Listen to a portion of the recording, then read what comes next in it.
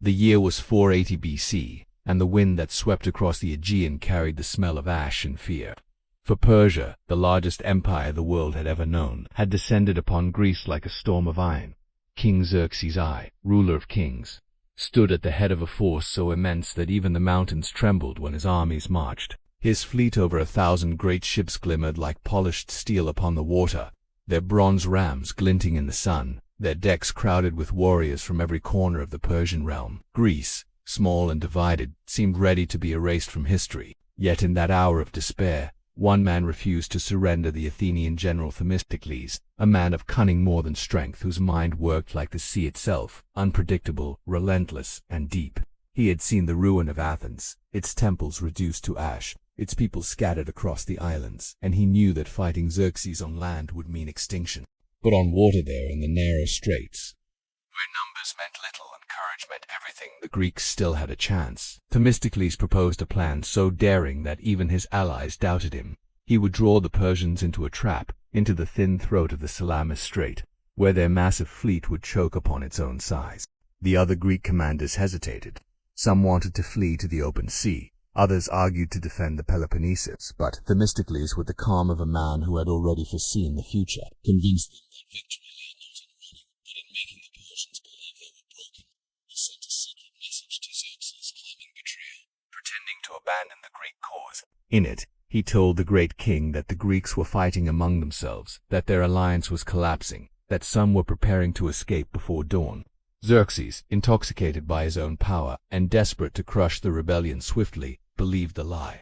He ordered his massive navy to seal every exit, confident that he would trap and annihilate the Greeks before sunrise.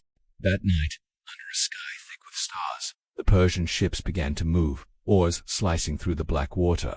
The sound of wood creaking and iron chains rattling echoed like distant thunder. From his throne of gold set upon the shore, Xerxes watched as his armada closed upon the silent straits. He could see the faint glow of Greek campfires across the water, but he mistook their stillness for fear. He did not see what lay in the shadows: 300 Greek triremes, each light, fast, and built for killing in tight waters, their prows sharpened to pierce, their oarsmen ready to give their last breath for their homeland. Themistocles stood at the helm of his flagship, his eyes fixed on the dark horizon, every sense alive to the rhythm of the sea. Around him, the Greek sailors whispered prayers to Poseidon, to Athena, to the spirits of their ancestors who had fought for freedom before them. The night air was cold and heavy, carrying the scent of salt, sweat, and smoke from Athens still burning in the distance. Themistocles felt the weight of his city's ashes on his heart, but he also felt a spark faint but fierce telling him that dawn would bring more than light. It would bring destiny. The Persian fleet, confident and uncoordinated in the narrow channels, pressed forward. Their numbers, once their strength, now became a curse. The larger ships jostled for space, their oars colliding, their rows tangled. Themistocles waited for the moment when confusion would become panic. Behind him, Greek captains whispered for the signal to strike. Themistocles raised his hand to the sky, waiting for the faint shimmer of morning to touch the water. And when it came, when the first streak of gold broke the horizon, he gave the command. The horns of the Greeks sounded, low and deep, rolling across the strait like the roar of a sleeping god awakened. Every trireme leaped forward, oars biting the water, sails snapping in the morning wind. From the Persian shore, Xerxes rose from his throne, astonished as the quiet Greeks surged into motion. The sound of their war chant echoed through the narrow sea, a chorus of defiance that shattered the illusion of their weakness. The Persian admirals barked orders, but it was too late. Their lines twisted in the confined waters, their massive ships unable to maneuver. The Greeks struck like wolves, bronze rams slamming into wooden holes, splinters flying, water churning red. Themistocles' plan had worked. The hunter had become the hunted. The sun climbed higher, turning the sea to fire, and in that infernal glow the fate of civilizations began to shift.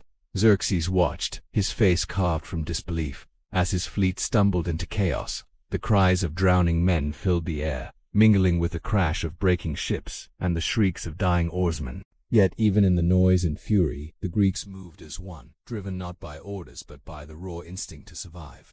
And as the morning wore on, the Persians realized the truth that their empire had walked willingly into a grave of water.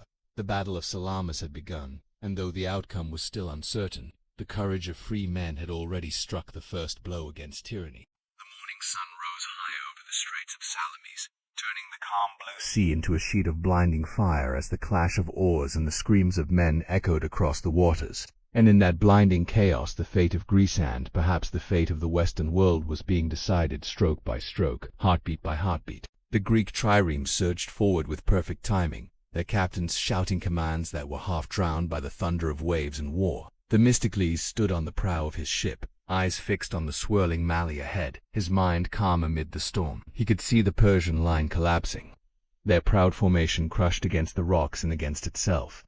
Hundreds of ships crammed into a space too narrow for even 50. Some Persians tried to turn back, but behind them came more ships, their oars snapping, their hulls colliding in panic.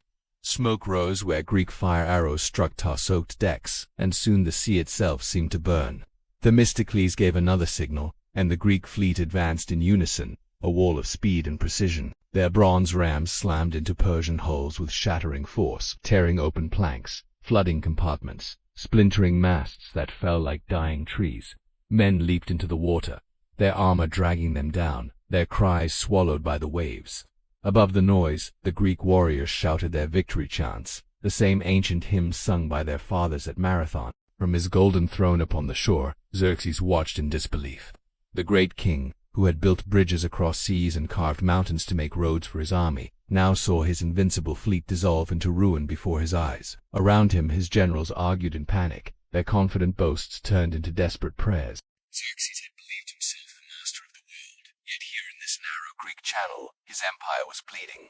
He could see his proud Phoenician and Egyptian crews fighting to the last, but every advantage they once had, speed, size, number, had turned into a curse. The narrow strait favored the smaller, lighter Greek ships, which darted between the Persian behemoths like sharks among whales. One by one, Persian ships rammed into their own allies or were trapped against the rocks, while the Greeks struck again and again with ruthless precision. The sea was filled with wreckage, broken timbers, and floating corpses. The stench of pitch, smoke, and blood hung heavy in the air. Themistocles moved through the battle like a conductor of chaos, guiding his men through shouts and signals. He had chosen his ground perfectly. The tide, the wind, the geography all bent to his will. Among the Greeks, courage burned hotter than fear. The Spartans fought alongside Athenians, Corinthians beside islanders from Aegina. Men who had never before called each other brothers, now bound by the single thought that if they failed here, their cities, their temples, their families would be swallowed by Persia's shadow. Every man rode until his hands bled, every archer loosed until his quiver was empty. Every soldier fought until his blade was dull and his voice hoarse from shouting. When a Greek ship went down, its crew swam toward the nearest enemy vessel, clambering aboard and continuing the fight with bare hands. Themistocles' flagship rammed straight through the enemy center, splintering a Phoenician trireme clean in two. He turned to his helmsman, his voice steady despite the chaos. Push forward, let no man retreat. Today we fight not for Athens but for all of Greece. His words rippled across the fleet like electricity, and the men answered with a roar that made even the sea tremble. By midday the tide had turned, literally and figuratively. The Persian ships that had once crowded the strait were now trapped in retreat, their escape blocked by their own reinforcements pouring in from the rear. Themistocles saw his chance. He ordered his right flank to curve inward, forming a crescent that enveloped the Persian vanguard. What followed was slaughter. Greek rams struck again and again, until the water frothed red. Xerxes rose from his throne in rage, tearing at his robes, screaming orders that no one could hear over the din of battle. He had built his empire on fear, but fear was useless against men who no longer feared death. His admiral Ariabenes, brother to Xerxes himself, led a desperate counterattack but was cut down when his ship was boarded and captured. When his body fell into the sea, Persian morale broke. The sun dipped lower, casting long shadows across the wreckage. Fires burned unchecked, black smoke curling into the sky. The Persians fled toward the open sea, but few made it out. Greek sailors rescued their own and even some enemies from the water, for the sea cared nothing for sights. It swallowed all men equally. By evening, the strait was silent except for the crackle of burning wood and the mournful cries of gulls circling above. Of the Persian fleet, more than half lay at the bottom of the sea. Of the Greeks, most ships remained afloat, battered but unbroken.